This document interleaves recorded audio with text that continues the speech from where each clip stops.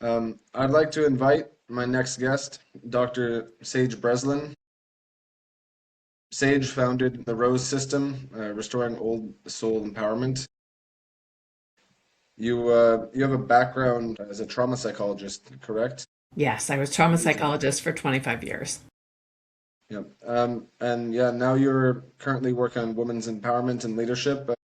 Well, do you want to tell us a little bit about yourself and about your origin story? Sure, sure.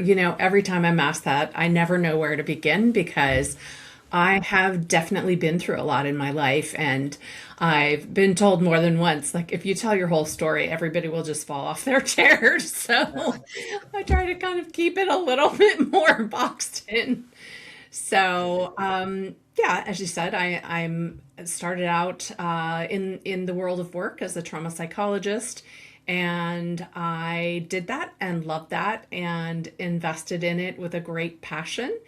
And I noticed some symptoms in 2016 that seemed to be slowing me down a bit. I wasn't quite sure what was going on, but I started to switch gears and I started working more and more in leadership development. And that's where I was when I was diagnosed with multiple myeloma, which is bone marrow cancer. And that really slowed me down.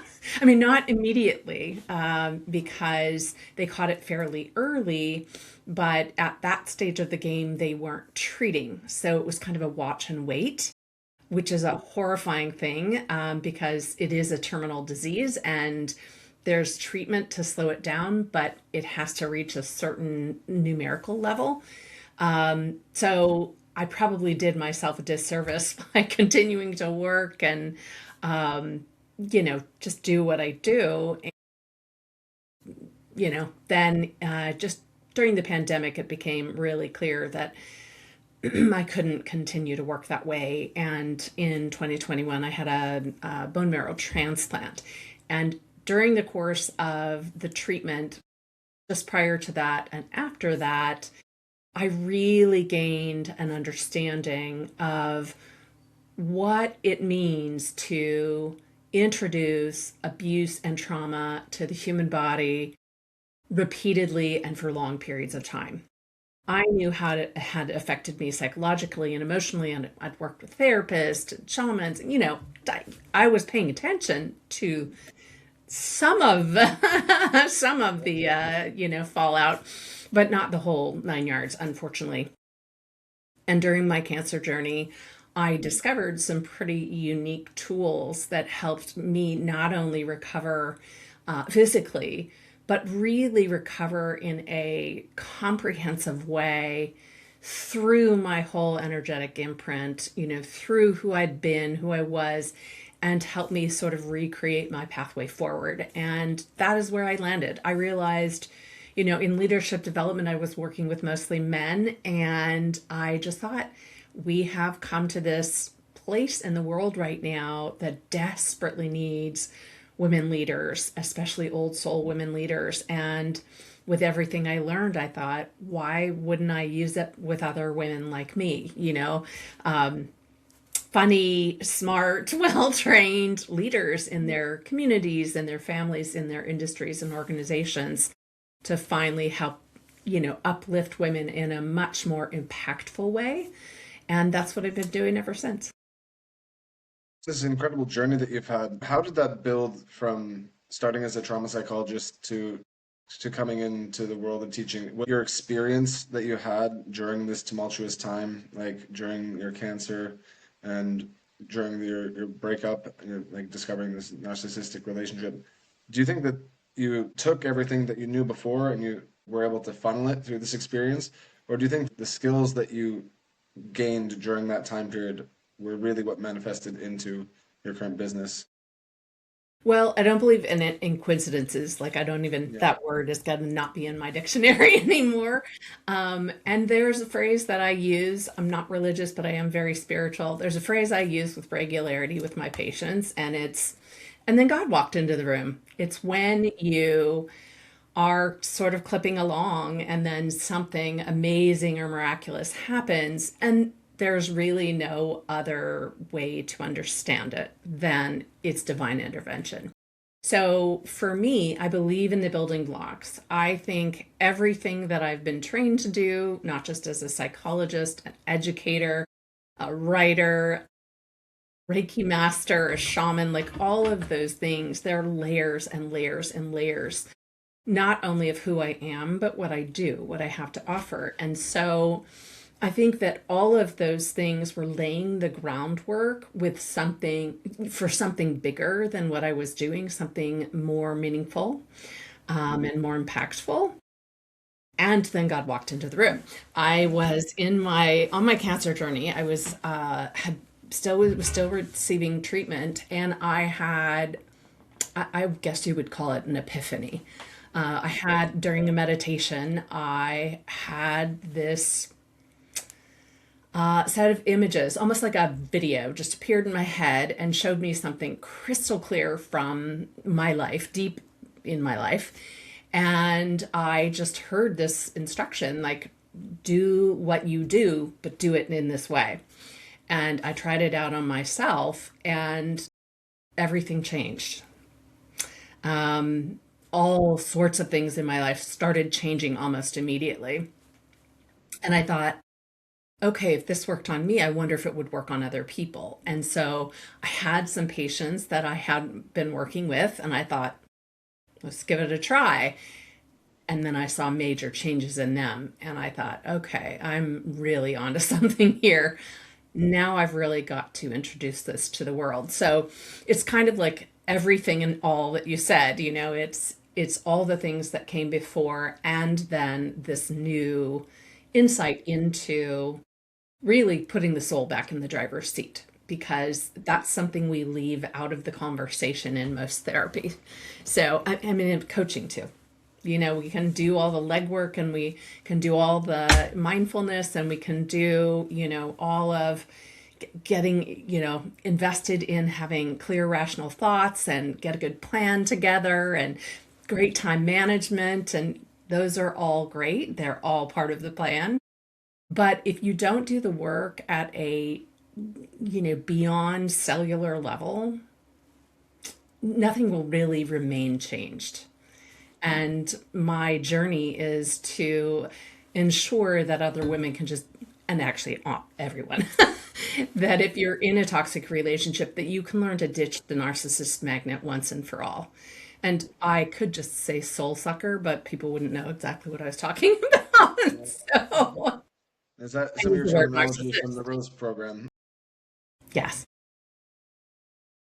No, I mean what you're saying. There's a couple things that really resonated with me, and I think, I mean, just I found it so fascinating how, you have you have this toolkit that you've been using and honing over your years in as a psychiatrist, and Psychologist. Yeah, sorry, that's I'm a okay.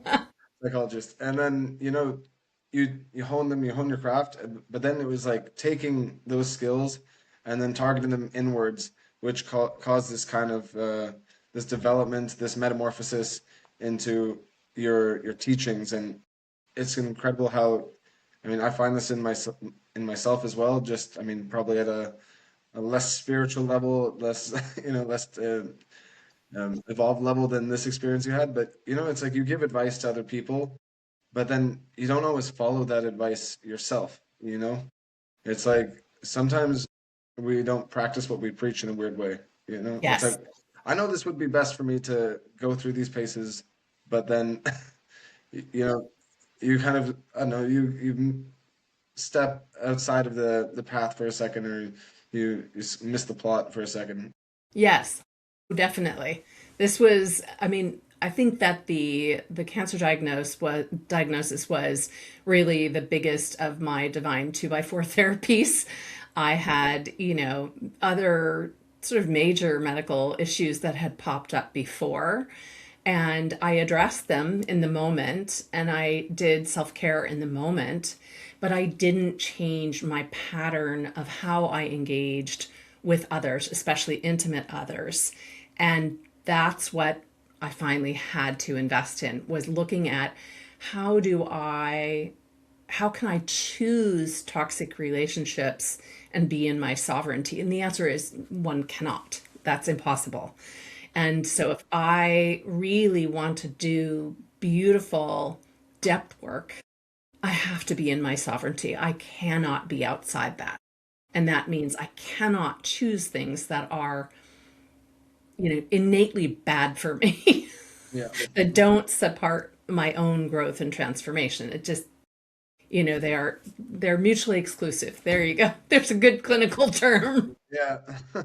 Yeah, that's actually something I wanted to mention as well. Like, you end with the clinical term, and you go through such a beautiful spiritual way of approaching things. You mentioned you're a Reiki master, you do meditation, and but obviously you come from a clinical background, and I was super curious as to your path as to arriving at this kind of balance between the two and how you mix them together.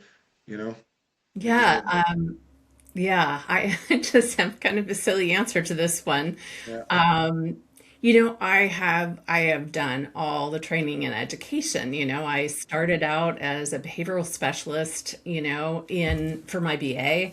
Then I got a master's and PhD in counseling psychology.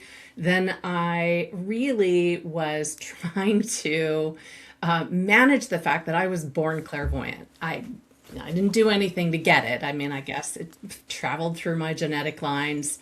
Um, right, but I eventually had to embrace it. It was getting in the way, actually. So I went into training to really learn how to embrace it in a healthier way and to allow it to be part of my life and my work.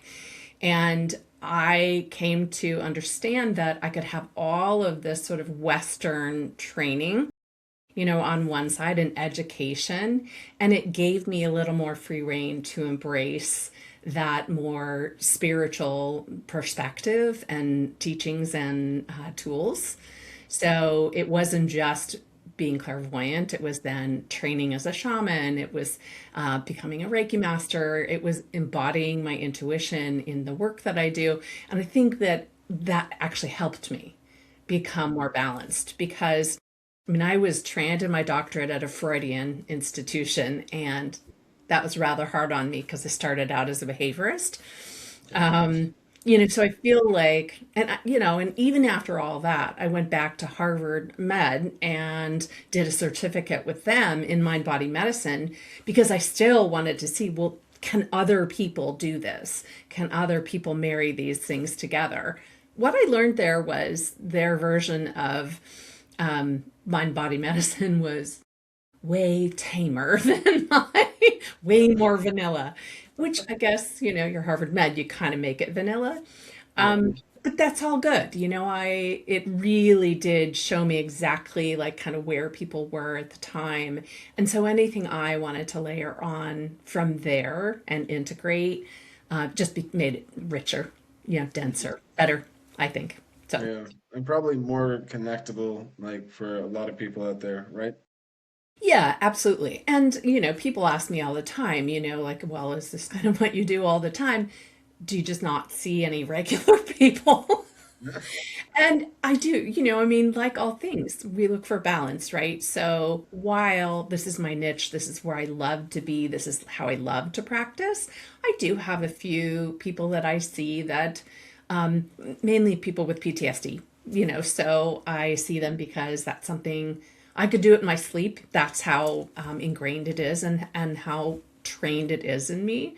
So I do see some people who I might not spend my time talking about all of this. I don't, maybe I don't talk about old soul woman archetypes or, I mean, Yeah, and my language just is a little bit more clinical.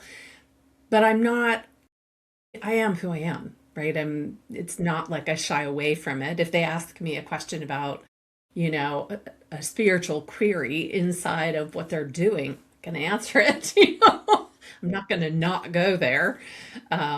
Maybe I just don't lead with it for everyone. hmm And maybe you could actually tell the viewership a little bit about your work with veterans and this other side of your business or not even business, because I mean you do a lot of pro bono work as well, right? I do. Yes. I That's do. A lot of my pro bono work is done through Give an Hour, which is this amazing organization that serves veterans and active duty service personnel in all branches of the military. They do offer more than that now. They offer support to people with rare diagnoses. They offer support to folks who have been in mass shootings. So they have expanded, but when I started with them, when they began, it was really to provide these pro bono services to military personnel. And I did it because I loved it. I actually started my life at the VA. My professional life started at the VA, treating Vietnam vets. And one of my favorite people, I lived in the South for a while, and one of my favorite people was a neighbor of mine who had written a book about his experiences in Vietnam and hosted gatherings just on his porch for veterans who were feeling kind of alienated from just regular population. Yeah. And Chuck, every once in a while, something would trigger him, usually at night. And more than once, his wife came knocking at my door at 2 in the morning and said, Chuck's in the woods, can you help? And that's how much I embrace my love for veterans and how they've served our country. And I'd put on my boots and my jacket and usually Let's take go to my battle. gun. I'd hike up into the woods.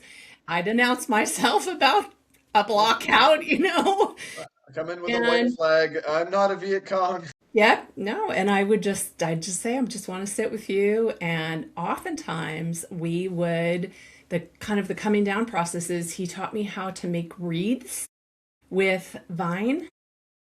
And it was very soothing for him. It was soothing for me too, because in as much as I love the work, it is a bit daunting to go out in the middle of the night knowing that somebody is armed and might not I mean, it's a brave recognize work, right? you. But we worked in this fashion. And, it was, I think in the 4 years I lived there, it's maybe 2 or 3 times that I went out. But it was a war that really, really wreaked havoc with the way people thought and lived in the world. And they didn't return well, and we did not embrace them well. And what we had for treatment wasn't good. And we have so much more now. And so I've continued to serve the military population just because I have a love and passion for them and what they're going through. And, I have family members also who served, and one who had a very difficult time coming back. So it's part of kind of my labor of love. Sometimes there are other things that I do in that realm to give back, but that's the one that I really am very devoted still to the military population. Is that experience with your family what kind of spurred you to go down this path in the first place? Would you like connect that to your career choice?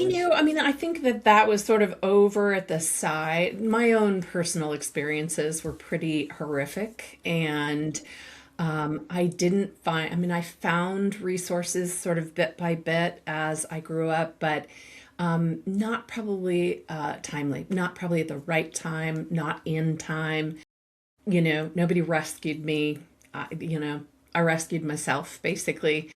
And so I think as I got older and I started to really feel this calling towards working with other people, I really thought I would like to be the resource that wasn't available for me.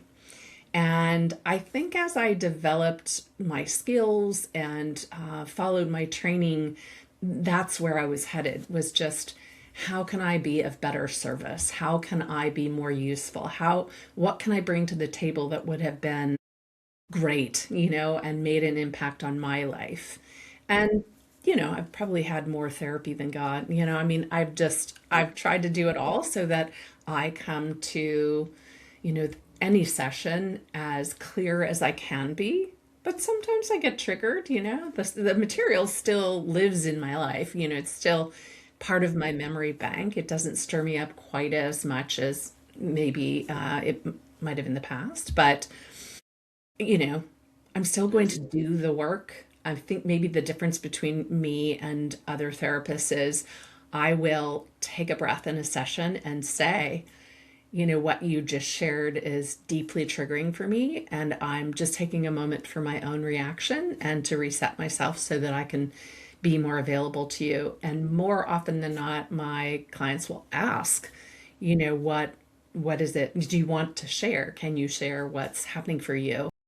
And as long as I know that what I share is going to benefit them in some way, like the normalization of the fact that we go through these terrible things and our job is to try to become as resilient as possible and move through, then I will probably share some version so that they can see I'm not walling them off. I'm willing to share in a personal way that isn't, intrusive to them. So, Yeah, you can display that like you're really working through this with them as a team together because you understand them at like a foundational yes, level. So yes, you're sharing it in a way not to diminish what they're going through, but to say, hey, like you can push through it. I've been there too, and like just know yeah. you're not alone. Like Yes. that's And beautiful. I'm often asked, what if you were to share, a couple of things for the general population that might have gone through some sort of traumatic experience or abusive experience, what would that be? And the first thing I say is you're not alone. I'm right here, and I try not to tell them if I did it, you can do it because some people can't. Like, I've been through what I've been through, but there are people who have been through much worse than what I've been through. And, so try not to lead with that, but I do try to say, I am going to start with an understanding that exceeds the norm. And then you're going to teach me the rest. You're going to lead me through the rest so that I can bring to the table what it is you need in order to heal. And generally speaking, that's worked well for me. So I have a question. Is this method of approaching your clients, is this a part of the Rose system, or is this just your own personal way of empathizing? Yeah, I mean, any and all. The rose system is really designed to not only help people acknowledge what's actually happened, because I'm sure you go through something traumatic, and I think the common urge is like, let me get past that, let me get over it, right? Let me just shove that off into a corner somewhere, let me box that up.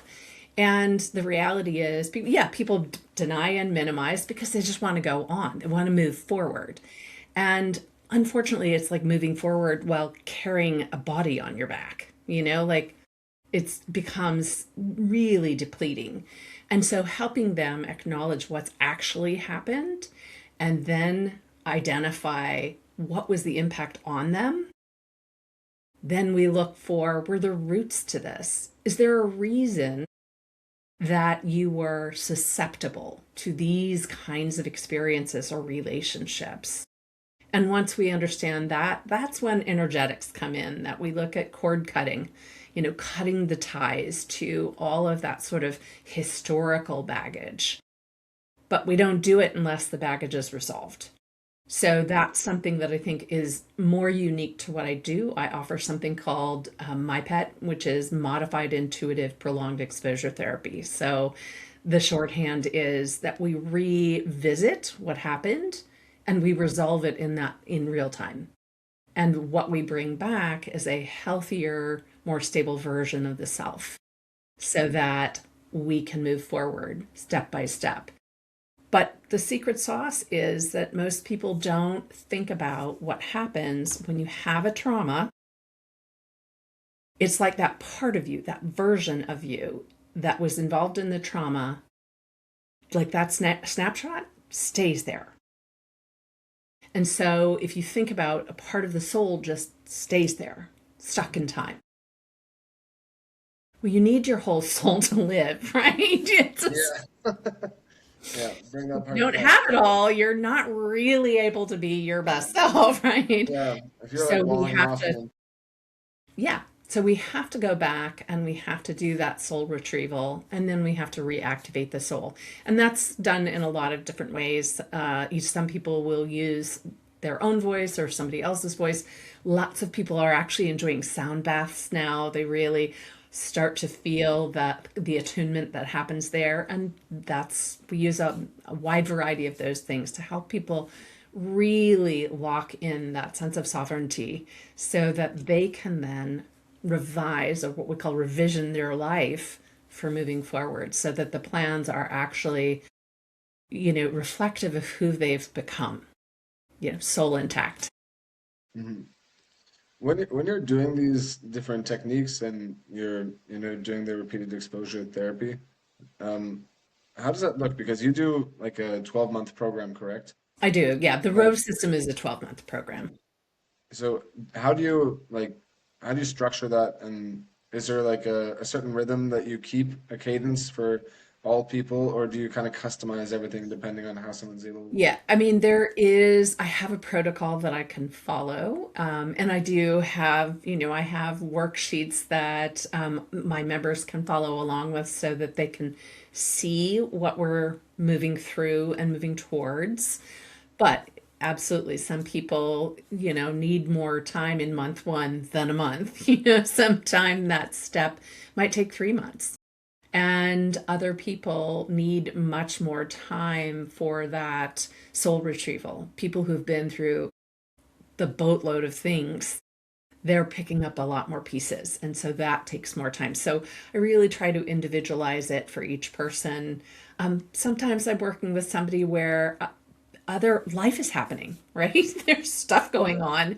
And so we might do a check in and then we separate from that and we drop into the work in the rose system so that we're maintaining that progress that, they've invested in and that they're hoping for. So, yeah. So I have a protocol, but I also do individualize it for folks so that I take into consideration each person that I'm working with. Right. If you're individualizing it for everyone, it sounds like there'd be like a lot of moving parts. Like from, more of a business perspective now, like how do you make that work on a day-to-day basis and keep everyone in the loop? Like obviously you're utilizing some CRM, or it's not just like intuition. Yes, yes. Well, and I have a team. So Yeah. the more people we see, the more the team is involved. And so I guess, initially I chose therapists who were trained like I was trained, um, close enough. There were people who had great intuition, had maybe done some training in that area. I have one of the women that works with us in this program, uh, apprentice as a shaman under me. And I knew she was already a great therapist. So as I've added, I have been mindful of what it is that really makes a great team member so that we can follow a protocol, so that we can get at the end of the year the same progress for anybody who signs up. And it's not, nothing's perfect. Sometimes you have to tweak things. But eventually, I came to be crystal clear that I needed to offer a certification program so that people who wanted to do this kind of work could.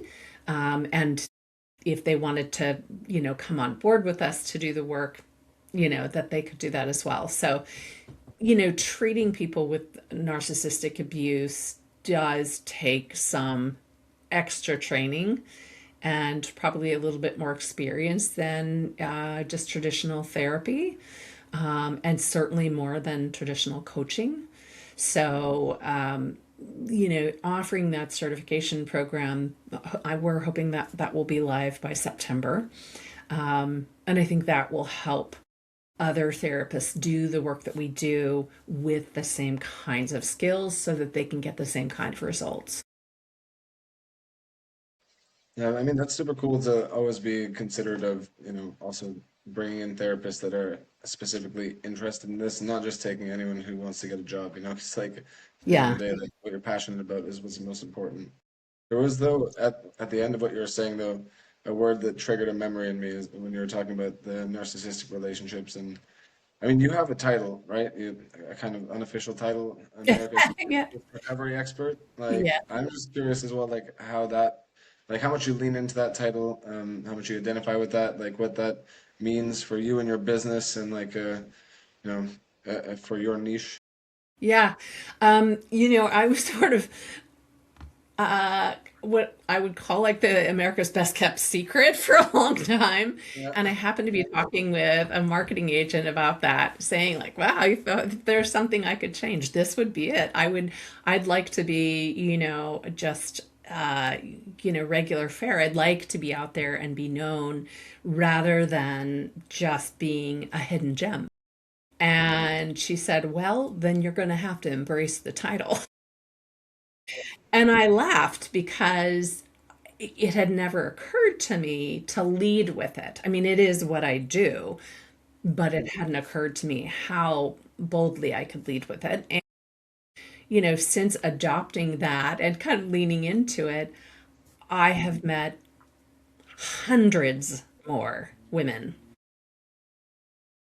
in leadership roles who immediately said, oh my God, thank God you contacted me. Can I talk to you about this? What about this? When's your next thing?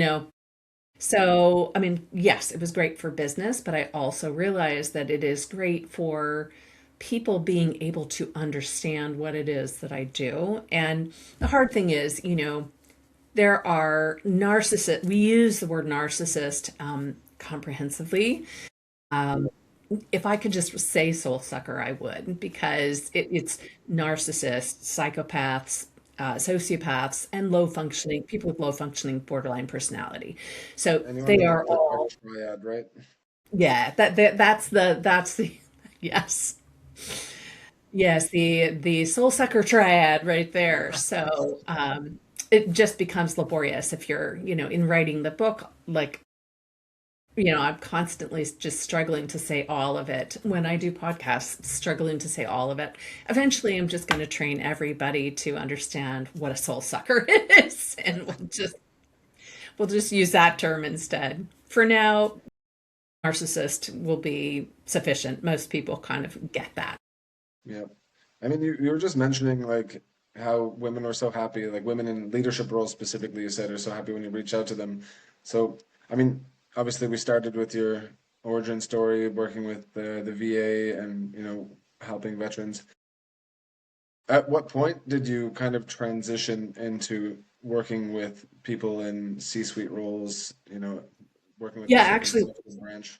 yeah, when I was getting sick, I had this incredible fatigue, like a mind-blowing fatigue. And working in trauma recovery is really labor intensive. I can't count the number of women that I helped move out of their homes in the middle of the night, or while their spouses were gone. Like you're And actually packing their bags with them. yeah, Wow.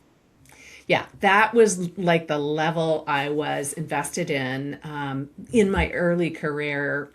You know, as I grew and transformed, I realized I didn't have to be everything to all people.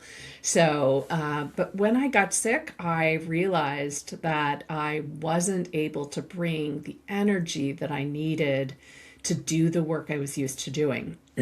Leadership development was much more cognitive, although I can't tell you how many deep dives I did with, people in the C-suite who then started uncovering their trauma histories. And that's kind of when I realized, like, well, I've got to really kind of look to see how much do I bite off? How much do I, hire my team to do? How much coaching do I do versus how much counseling do I do? And and coaching is, can be very deep, but it's a bit more didactic. It's a bit more, before it had the word coaching, before we had that term, it was called goal directed psychotherapy. Yeah. So, goal directed. It's so it became something that I could do that was a little bit more, followed a protocol a little bit more. I could map out how much of that I could do versus, sometimes you get into counseling and you find an atom bomb and you just got to hold on to your socks. And at that point, I was having a hard time holding on to my socks. So Makes sense. I had to really switch gears while I figured out how it was going to manage my disease and how it was going to manage me. And, that once I got kind of a groove for that, I had started to sort of move myself back into what I thought it was going to do. And then I had this epiphany, and then that changed. Not a lot. I mean, it wasn't like a full pivot. It was uploading a new tool and using it in a different way for an even greater goal. So then I was appreciative of the fact when I hit remission, I thought like, oh, hallelujah. No kidding. I mean, I still got monthly treatment, but at least I don't have this thing breathing down my neck all the time. So the symptoms did improve when I got into remission, and that has allowed me to do this much more capably. Yeah. I mean, you And got to take care of yourself first at the end of the day, yeah, right? absolutely. I'm And still surprised that you were so active in your career during this whole process and you weren't like, okay, I need to go on a retreat, like time out. Like it's honestly, it's mind blowing to me. yeah, well, I had some problems with my transplant and ended up being bedbound for about 3 months. I had to learn to stand and walk on my own again, and so I definitely returned to work slowly. Yeah.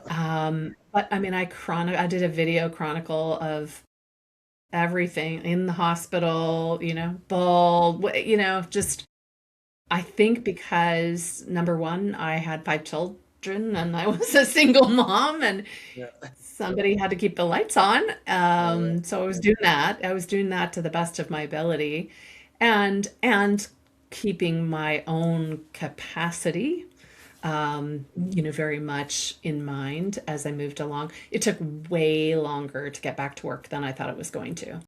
I really thought, okay, I'll be 3 months off and I'll just go back to work. And that was like going back to work 2 to 4 hours a week, Yeah.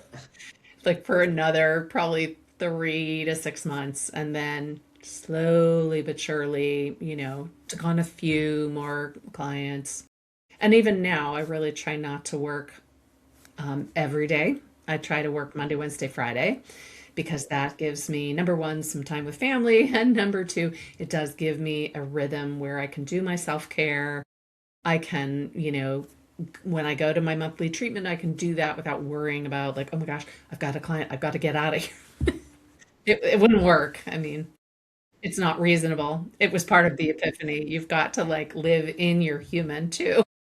Especially with 5 kids, I mean, you have so many things you have to do with them. I imagine, like, there's so much time you want to spend with them. Yeah, Living, absolutely. living for the weekend isn't going to cut it. You're not going to get back all No, the time. And at the end of the no, day, no. They families. had baseball every day. It seemed like all year round. There was maybe only 3 months off. When you were transitioning back into work, though, like, what did that look like? You were saying this is kind of your moment when you transitioned into the C-suite. So you must have also had to kind of adapt your not just your techniques, but your outreach methods as well, or did you come in with the same Yeah, kind of I mean, arsenal? so I was sick for 5 years before I was able to get the transplant. Mhm. So 5 years Oh, until I was sick enough to get the transplant. Just Jesus. don't get me started on that. The medical So system is mind-blowing it to me. was when I started to really notice that big dip in energy is really when I moved into leadership development. And it was probably another 6 years of doing that, maybe even seven, before I really altered, had that epiphany and really altered what I was doing and moved into the next wave. So you're right. I mean, before the transplant, before I really got sick, I was doing, you know, hundreds of calls every day in LinkedIn. I was doing probably 4 or 5 meetings on LinkedIn per day. I was working 6 days a week. I was speaking, doing a lot of public speaking. The pandemic was great for me financially.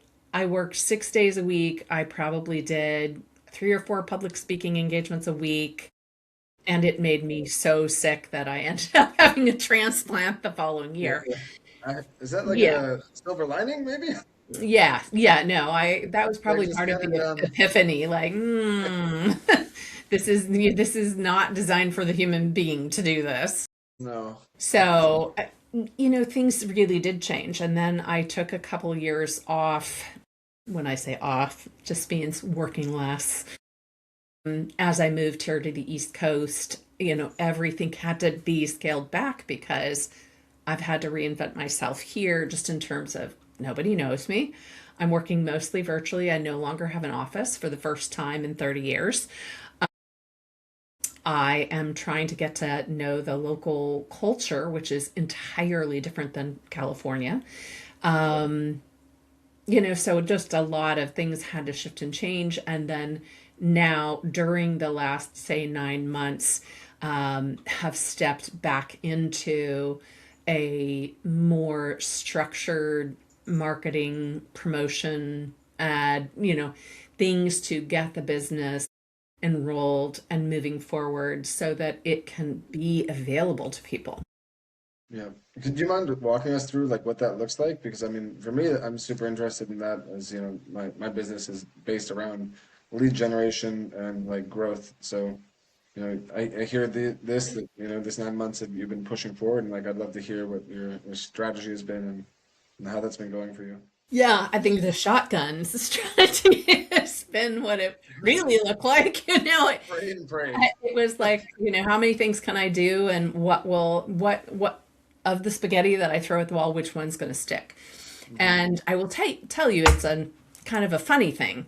I spent thousands and thousands and thousands of dollars on all sorts of marketing strategies and marketing companies, and learned how to build my platform and wrote books and sold from the stage and posted every day. And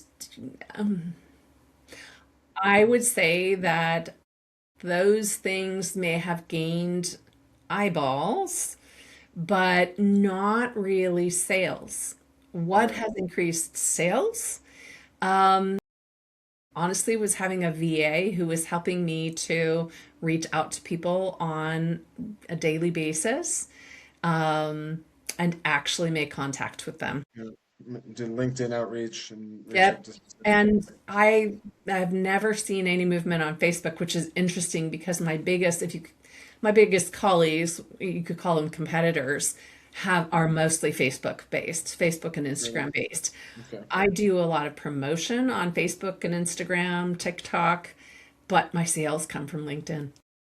I think because I am speaking directly to females in leadership roles, that's where they are. I mean, I'd Yeah. love to see it more effective.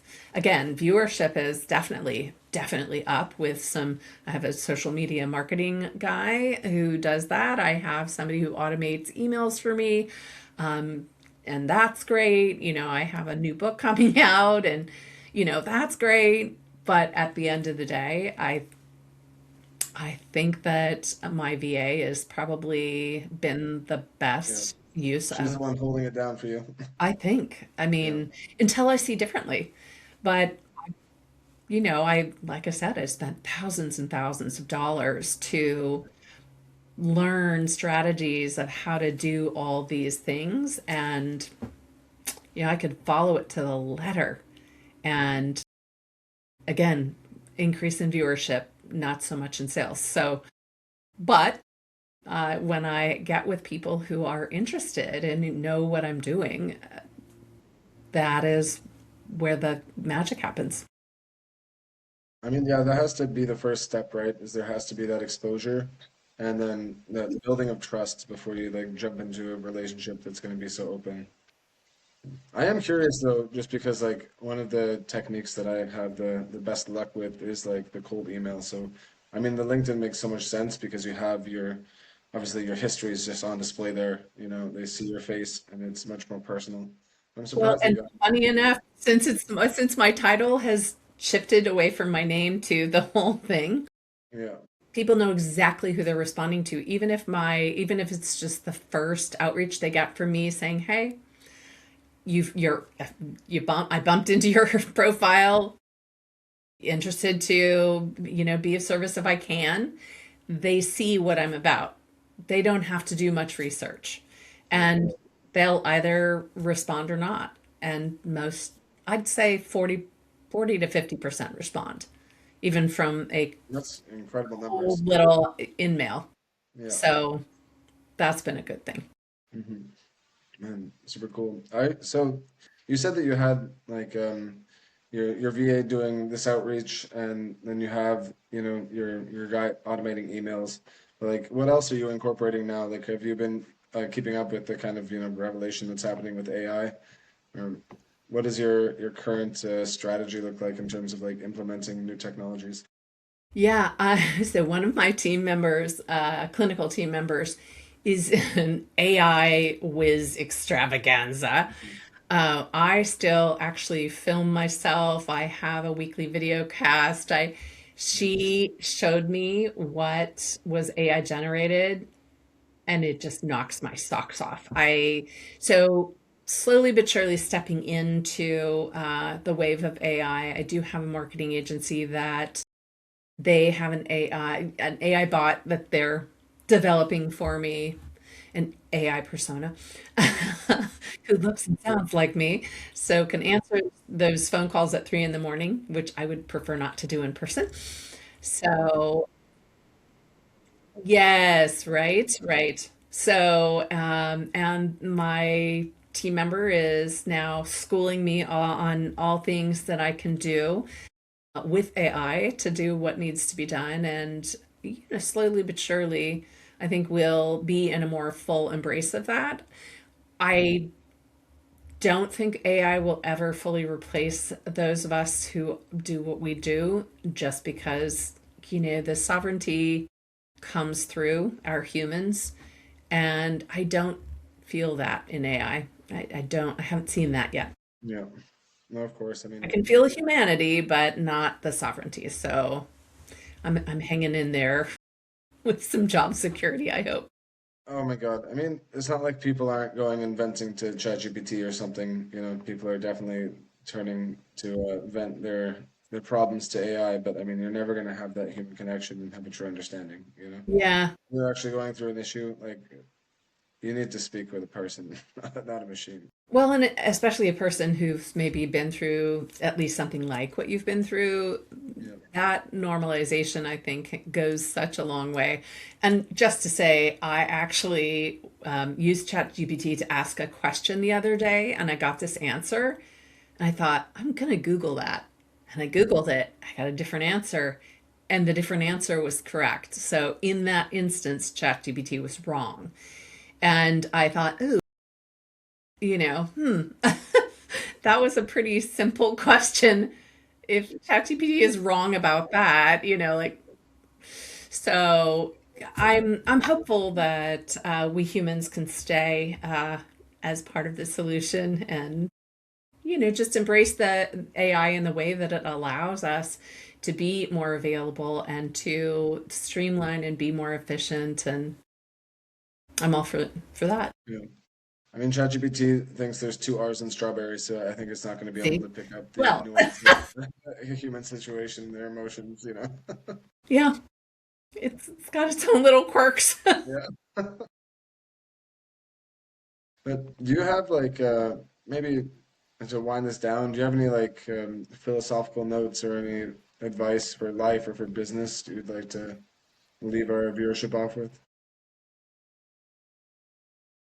I think the one or two things that I share with regularity.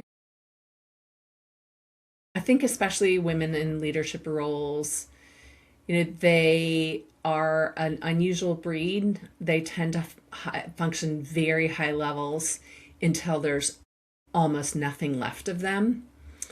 And that is worn as a badge of honor. I think it's an incredible skill, but it's also a disservice to be stuck in that pattern. And so I guess I would share that if you are stuck in that pattern, it is time to break free of that. So that if you want to function at high levels, that's great. But that stuck isn't just bad for you, it's bad for your team. That stuck limits them, that stuck limits their access to who you are as a human being and as a sovereign being. So I would just say, yeah, if you've noticed that you're stuck in that give, and you know that you're super depleted, it's time to really pay attention to that. And also, it's not your fault. It's not your fault. We could probably be told that every single day, those of us who've been in toxic relationship and circumstances, and it still wouldn't quite be enough, but it might make a difference. You are not alone, and it's not your fault. Beautiful words to leave us with. Sage, I just want to say thanks again, and it's been, I mean, such a beautiful chat. I think we need to do it again sometime. Absolutely. Well, lovely to speak with you. Thank you so much. All right. Bye, everybody.